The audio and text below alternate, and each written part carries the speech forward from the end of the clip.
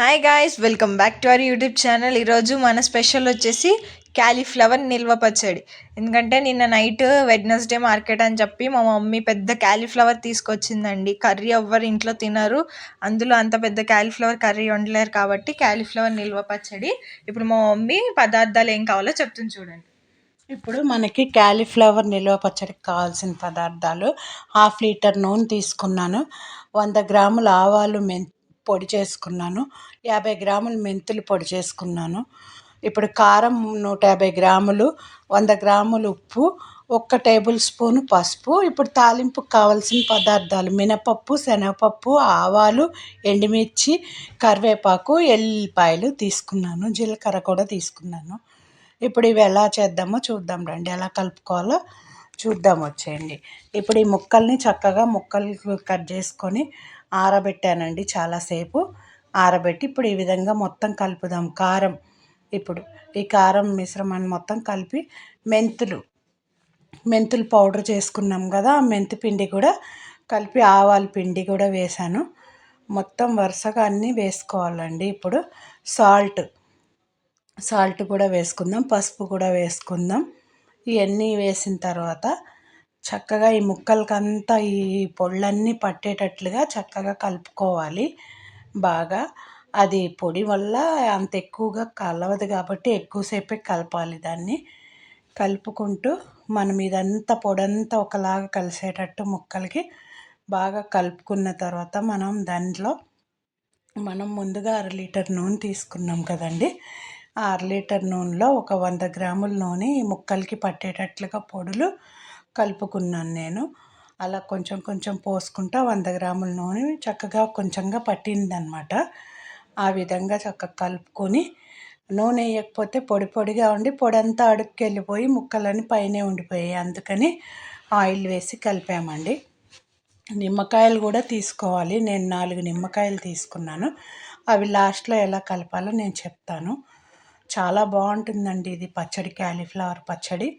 కూరగాయల పచ్చడి కదా, చాలా బాగుంటుంది.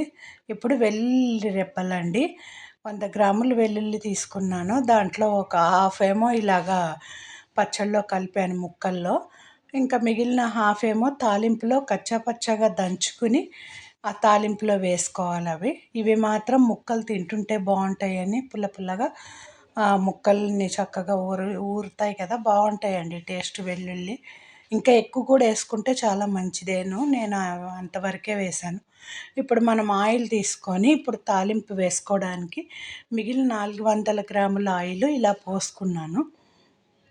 పోసుకొని ఇప్పుడు మనం తాలింపుకు ఆ నూనె వేడెక్కనిచ్చి, మనము తాలింపు దినుసులు ఉన్నాయి కదండి, అవి ఫస్ట్గా వెల్లుల్లి రెబ్బలు వేసుకుని బాగా కొంచెం దోరగా వేగనివ్వాలి. వేగిన తర్వాత నిదానంగా ఒక్కొక్కటిగా మనం వేసుకోవాలి. వెల్లుల్లి కొంచెము బాగా వేగనిచ్చి బ్రౌన్ కలర్ వచ్చేదాకా కొద్దిగా వేగిన తర్వాత ఎండుమిర్చి వేసాను. ఎండుమిర్చి కూడా బాగా వేగాలి. వేగిన తర్వాత ఒకదాని వెనుకొకటి శనగపప్పు, మినప్పప్పు, ఆవాలు, ఈ 3 ఒకేసారిగా వేసుకున్నాను నేను. వేసేసి సిమ్లోనే పెట్టి వేయించాలండి, లేకపోతే మాడిపోయి పచ్చి పచ్చిగా ఉంటాయి. అందుకని సిమ్లోనే, ఎక్కువ టైం పట్టినా కూడా బాగుంటుంది మాడకుండా. తర్వాత కరివేపాకు వేసుకున్నాము. కరివేపాకు కూడా వేగినాక, అన్నీ వేగాక వేడివేడిది పోయకూడదండి పచ్చట్లో. దీన్ని చల్లారనిచ్చి అప్పుడు కలుపుకోవాలి మనము మొత్తం. ఇప్పుడు చూసారు కదా, చక్కగా సిమ్లోనే వేగాలి. అవి బాగా మాడేదాకా ఉంచుకోకుండా కొద్దిగా దోరగా వేగి బ్రౌన్ కలర్ వచ్చిన తర్వాత మనము స్టవ్ కట్టేసుకుంటే ఆ వేడి నూనెలో ఇంకా చక్కగా వేగిపోతాయి అన్నమాట. అదిగోండి, పెద్ద సైజు 4 నిమ్మకాయలు తీసుకున్నాను నేను. మనకి కారానికి సరిపోయినాయి అన్నమాట కరెక్ట్గా.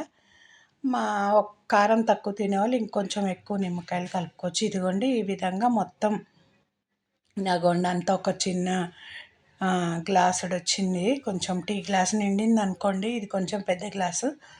వడగట్టుకుందాం. ఇప్పుడు వడగట్టుకుని ఏ చెత్త గింజలు ఏవి రాకుండా చక్కగా వడగట్టేసి పచ్చట్లో కలిపేసుకోవాలి.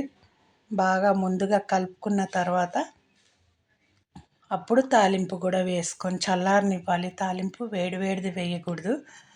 ఇప్పుడు మొత్తాన్ని మిశ్రమాన్ని చక్కగా కలిపి ఊరనివ్వాలండి. ఒక 2-3 రోజులు బాగానే ఊరాలంటే ఒక 2-3 రోజులు పడుతుంది. కానీ నెల రోజుల కన్నా ఎక్కువ ఉండదండి పచ్చడి. అప్పటికప్పుడు తినడానికే, మరీ ఎక్కువగా చేసుకోకుండా కొద్ది కొద్దిగా చేసుకుంటే బాగుంటుంది. ఎక్కువ మోతాదులో సంవత్సరాల పాటు నిలవ ఉండదు ఈ పచ్చడి. అలాగే మీరు ఎలా చేసుకుంటారో కామెంట్ చేయండి. ఈ క్యాలీఫ్లవర్ పచ్చడి మీరు కూడా ట్రై చేసి ఎలా వచ్చిందో మాకు కామెంట్ ద్వారా తెలపండి. చాలా బాగా వచ్చిందండి మేము తింటే. అప్పటికప్పుడే మేము ఇది తీసిన తర్వాత అందులో ఆ గిన్నెలో వేసుకొని మా అన్నము తిన్నది మా పాప. చాలా బాగుందని చెప్పింది. బాగుందండి, చక్కగా ఊరితే ఇంకా చాలా బాగుంటుంది. ఆ ముక్కలు కూడా తినడానికి బాగుంటాయి. ఈ విధంగా ఎప్పుడైనా క్యాలీఫ్లవర్ తెచ్చుకుంటే చక్కగా చేసుకోండి. ఈ శీతాకాలంలో ఎక్కువగా క్యాలీఫ్లవర్లు చౌకగా తాజాగా కూడా దొరుకుతూ ఉంటాయి కదా, చక్కగా తెచ్చి చేసుకోండి. ఆరోగ్యానికి కూడా మంచిదే. ఇది క్యాలీఫ్లవర్ బాగుంటుంది రుచికరంగా.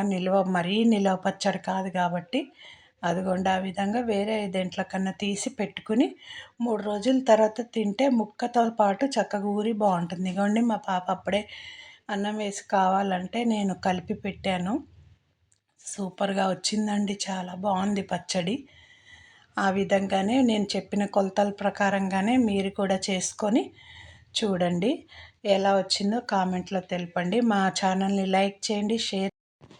ఇప్పుడు మనం పచ్చడి చేసుకున్నామంటే ఎట్లా అయినా లాస్ట్లో మిగిలిన పచ్చడి గ్రేవ్తో మనం అందరం ఎలా అయినా అన్నం కలుపుకొని తింటాం కదండి. అలానే తిన్నాము. ఎంత బాగుందంటే పచ్చడి ఆవకాయ కంటే చాలా టేస్ట్గా ఉందండి.